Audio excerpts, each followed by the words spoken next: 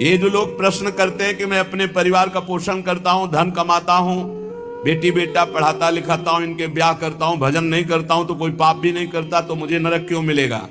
ध्यान से सुनिए, चाहे वो 4 वर्णों में किसी वर्ण वाला हो, 4 आश्रमों में किसी आश्रम वाला हो, वर्ण और आश्रम में रहने वाले हर व्यक्ति का कर्तव्य है भजन करना। भेजे ही गए हो भजन करने के लिए। ये मानव देह भोगों के लिए नहीं, यथावत धर्म पूर्वक भोग को भोगते हुए भजन करते हुए भगवत प्राप्ति करने के लिए। इस तन का एक ही फल है भजन।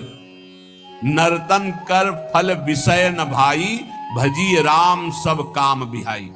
जो मनुष्य मानव देह प्राप्त करके भजन नहीं करता, उसको इस बात का दंड मिलता है। वो अपने वर्ण आश्रम से भ्रष्ट होकर नीच योनियों में जाता है और बहुत कष्ट पाता है। क्यों? क्योंकि एक ही ये योनि है जिससे हम निकल पाएंगे 84 लाख योनियों में। लोगों की मान्यता है हमारी कामना भगवान तो पूर्ण नहीं करते हैं। कहां भगवान कैसा भगवान, कौन भगवान? बाप को बाप नहीं मानोगे तो बाप को कुछ बिगड़ जाएगा क्या? सब मम प्री सब मम उपजाए। कैसे लोग अज्ञान में भटक रहे। तुम करो पापाचरण, तुम्हारी बात सुनेंगे। अच्छा यही सोचो, यदि आप धर्म मार्ग में चलोगे तो उज्जवल भविष्य वाले, आप अध्यात्म बल से बलवान, आप परमानंद की प्राप्ति करने वाले। आप विपरीत मार्ग में धर्म विरुद्ध चलोगे तो आपको रोग शोक दंड चिंता भय शोक नरक मृत्यु ये सब प्राप्त होंगे। भगवान ने निर्णय कर दिया। अगर अब आप साबित हो चुके हो महापापी हो और आप राष्ट्रपति को प्रार्थना करें कि मेरी फांसी टाल दी जाए और उनकी मौत हो जाए, तो न्यायाधीश के द्वारा पास किया हुआ आपका फांसी का मृत्यु दंड भी टाल दिया जाएगा। ऐसे ही भगवान कह रहे सर्वधर्मान परित्यज्य, रास्ता बता रहे मामेकम शरणम ब्रज अहम त्वाम सर्व पापेभ्यो मोक्षयिष्यामि मा शुचा। हे भगवान ये पूर्ण कर दो। क्या किया तुमने भगवान के लिए? भगवान ने तुम्हें मानव देह दिया, भगवान ने प्रकृति दी, भगवान ने सब कुछ व्यवस्था की। तुम केवल पापाचरण करो, भगवान तुम्हारी नौकरी करे। तुम भगवान के अंश हो, भगवान ने तुम्हें देह दिया, भगवान ने प्रकृति दिया, तुम भगवान के लिए क्या कर रहे हो?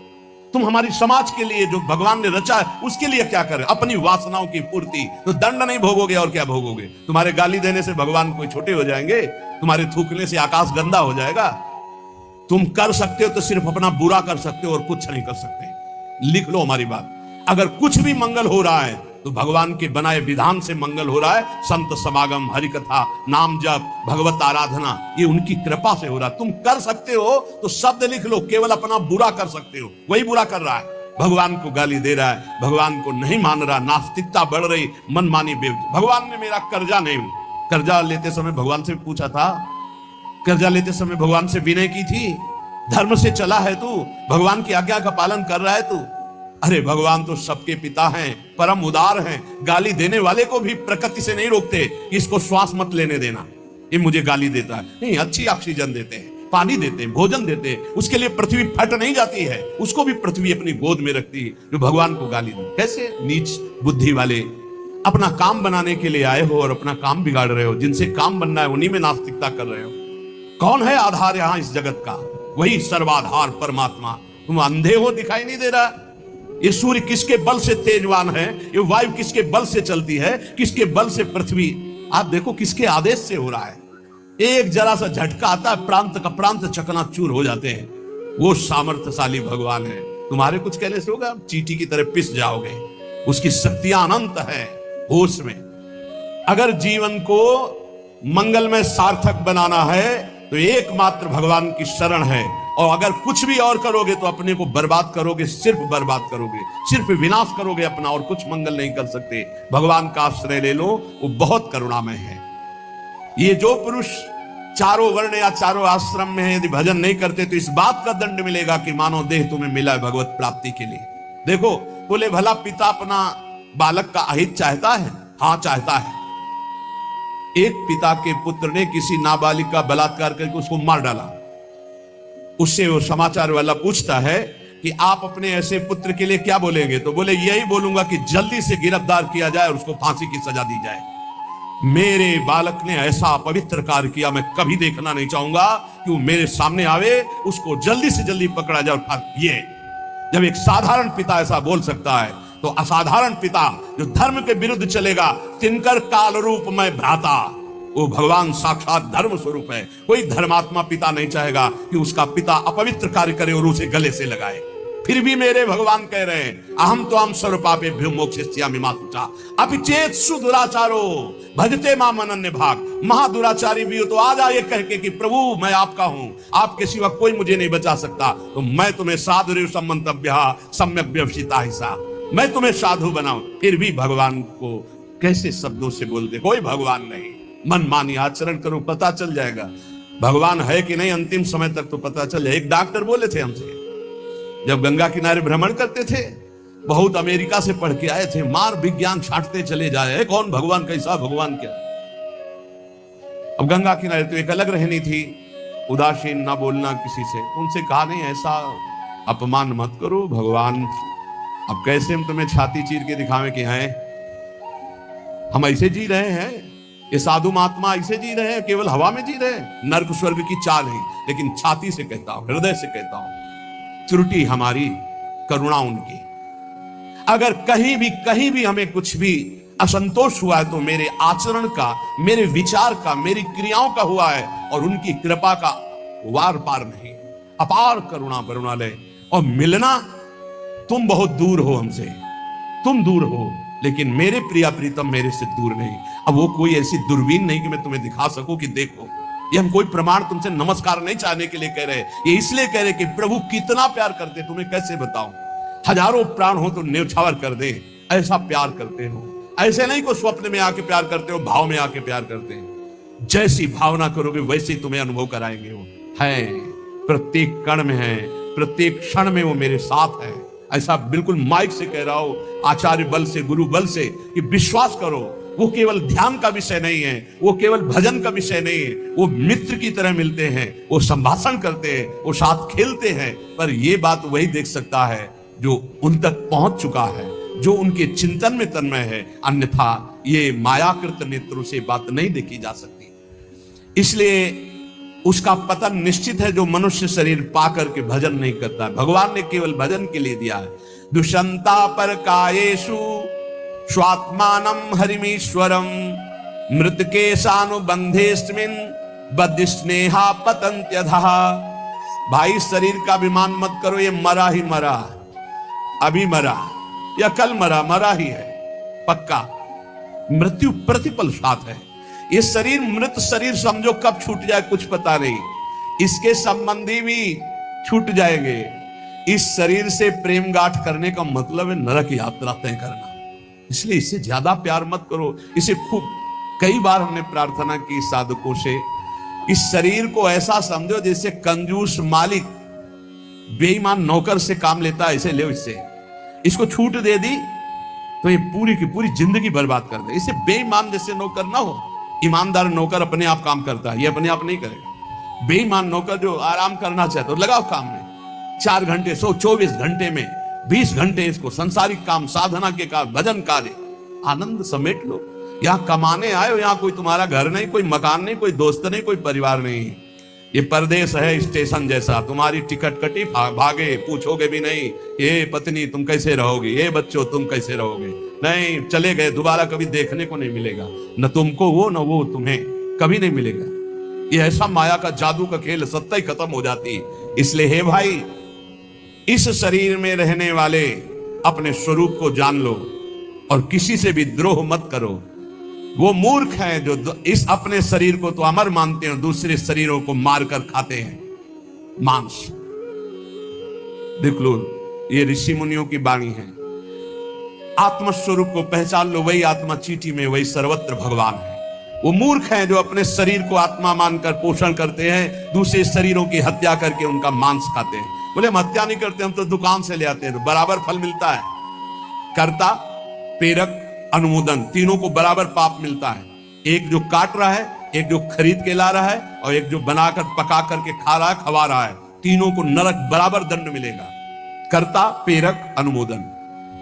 ये कैवल्यम संप्राप्ता ये चातातिश्च मूढ़ताम त्रैवर्गिका रक्षणिका आत्मानं घातयन्ति ते।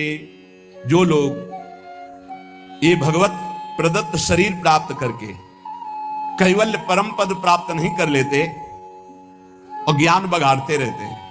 वो पूरे ज्ञानी भी नहीं है और पूरे मूर्ख भी नहीं है। उनकी बड़ी दुर्दशा होती, ना इधर के रहते ना उधर के रहते, मजरे ढो। सदैव वो अर्थ, काम, वासना इन्हीं में फंसे रहते हैं। एक क्षण के लिए उनको चैन शांति नहीं मिलती। जो मनुष्य शरीर पाकर अपना उद्धार नहीं कर लेता, वो अपने पैरों में मानो अपने हाथ से कुल्हाड़ी मारकर काट रहा है, वो आत्मघाती है, वो दुर्गति को प्राप्त होता है। एत आत्महनो अशांता अज्ञाने ज्ञान मानिनः सीदंत्य कृतकृत्या वही कालध्वस्त मनोरथा। ऐसे जो ज्ञान बघाड़ते रहते हैं और ब्रह्मबोध नहीं किया, निरंतर भजन नहीं करते, इनको आत्मघाती कहते हैं। जानते हैं पर मानते नहीं हैं। ये इन आत्मघातियों को कभी शांति प्राप्त नहीं होती, इनकी कर्म परंपरा कभी नष्ट नहीं होती। काल भगवान सदा सर्वदा इनके मनोरथों पर पानी फेरते रहते, हृदय की जलन विषाद कभी मिटने को नहीं होती। इसलिए हित्वात्यायास रचिता गृहापत्य सुहृत्श्रियः तमो विशन्त्य निच्छन्तो वासुदेव परांगमुखा। वासुदेव भगवान श्री कृष्ण के चरणों का आश्रय ले लो, उनसे विमुख मत हो। विमुख होकर यदि तुमने धन रुपया पैसा मकान सब समेट भी लिया तो भाई जब जाओगे कुछ साथ नहीं। एक बार कृष्ण कहा, एक बार राम कहा, एक बार राधा कहा, ये सत्य वस्तु तुम्हारे साथ जाएगी। इसलिए बार बार राम राम कृष्ण कृष्ण हरि हरि राधा राधा बोलते हुए अपना काम करो, तो तुम्हारा लौकिक भी पुष्ट और पारलौकिक भी पुष्ट हो जाएगा। जो भगवान नाम जप नहीं करता, भगवान से विमुख है, ना चाहने पर भी विवश होकर उसे घोर नरक में जाना पड़ता है। इसलिए सदगति प्राप्त करने के लिए नाम जप अत्यंत आवश्यक है। ये कलिकाल की बड़ी महिमा वर्णन की भगवान व्यास जी ने। जो फल सतयुग में 10,000 वर्ष ब्रह्मचर्य रहकर दोनों हाथ उठाकर दाहिने पैर के अंगूठे के बल खड़े होकर भजन करने से मिलता था, ध्यान दीजिए कितना कलयुग का कृपा प्रसाद है। कलयुग को बहुत बुरा कहा जाता है, तो ये बात पक्का समझो, दो पक्ष सब में होते हैं, कृष्ण पक्ष और शुक्ल पक्ष, एक अंधेरे का पक्ष एक प्रकाश का। तो कलयुग में दो पक्ष है। एक अंधेरे का पक्ष अगर भगवान से विमुख हो तो नष्ट कर देगा। यहां कह रहे हैं भगवान महर्षि वेद व्यास देव जी, यत्कृते 10,000 हायनेन तत् द्वापरे तश्च मासेन होरात्रेण तत्कलौ तपसौ ब्रह्मचर्यस्य जपादेश्च फलं द्विजा प्राप्नोति पुरुषस्तेन कलिसाध्यति भासितम्। सतयुग में 10,000 वर्ष ब्रह्मचर्य से रहकर दाहिने पैर के बल अंगूठे के खड़े होकर दोनों हाथ उठाकर मंत्र जपने से जो फल मिलता था, वह त्रेता में 1 वर्ष ऐसी साधना, द्वापर में 1 मास 1 महीने, और कलयुग में 24 घंटे नाम कीर्तन करने से वो फल प्राप्त हो जाता है। सतयुग में 10,000 वर्ष तक, सोचो कितना बड़ा। कलयुग जैसा कलयुग समयुग आन नहीं, जो मन कर विश्वास, जो नर कर विश्वास, बहुत बड़ा लाभ कलयुग। 24 घंटे नाम कीर्तन से वो फल मिलेगा, जो बड़ी बड़ी तपस्याओं से, बड़ी बड़ी साधनाओं से। बोले सतयुग बहुत श्रेष्ठ है, द्वापर त्रेता बहुत श्रेष्ठ है, हमें लगता कलयुग बहुत श्रेष्ठ है। धन्य है कलयुग जो 24 घंटे नाम कीर्तन से वो हजारों वर्ष की तपस्या का फल प्राप्त करा दे। भगवान व्यासदेव जी कहते हैं, मैं कलयुग की पूजा करता हूं, मैं उसे सर्वश्रेष्ठ कहा। कि सतयुग में ध्यान, त्रेता में यज्ञ, द्वापर में देवार्चन, ध्यायन कृते यजन यज्ञ त्रेतायाम द्वापरेर्चयन यदाप्नोति तदाप्नोति कलौ संकीर्त केशवम। जो सतयुग में ध्यान से, त्रेता में यज्ञ से, द्वापर में पूजा करने से मिलता था, कलयुग में केवल नाम कीर्तन से फल मिल जाता है। इसीलिए नाम संकीर्तनम यस्य सर्व पाप प्रणाशनम। कलयुग में सबसे बड़ी साधना नाम जप करो, नाम कीर्तन करो, लीला चरित्र गाओ, लीला चरित्र सुनो। जो इस कलयुग में अपना कल्याण नहीं कर पाया तो फिर और युग में कल्याण करना बड़ा कठिन है। अंगूठे के बल खड़े होकर देखो, कई मिनट खड़े रहोगे। ऐसे उपमन्यु आज बड़े बड़े महात्माओं के चरित्र आते हैं, हजार हजार वर्ष, 10-10 हजार वर्ष ऐसे। अरे यही सौभरी ऋषि यमुना में डुबकी लगा के भजन करके देखो, कई मिनट करोगे, जल को स्तंभित कर दिया, समाधिस्थ हो। ऐसे ऐसे महात्मा, अपने लोग महात्मा कहते हैं अपने को। डुबकी लगा के 2 मिनट नहीं रुक सकते नीचे, वो समाधिस्थ है। मछली को देख के 50 ब्याह करते हो, तुम मोबाइल में देख के क्या करोगे, तुम्हारे क्या होगा।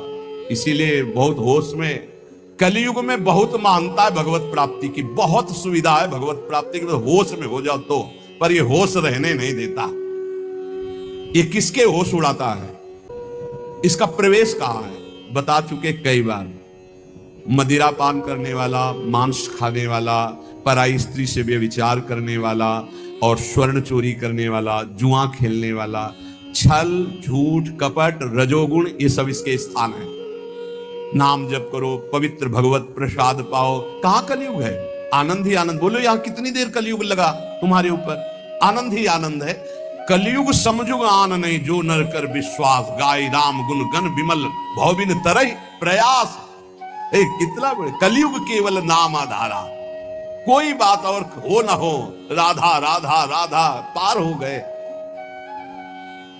सुखस्यांतरम दुखम, दुखस्यांतरम सुखम, पर्यायेणोपसर्पन्ते नरम नेमि मरा इव।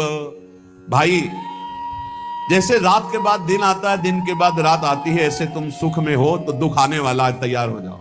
और दुख में हो तो सुख आने वाला है। सुखम श्यांतरम दुखम, दुखस्यांतरम सुखम, भगवान व्यासदेव जी कह रहे हैं।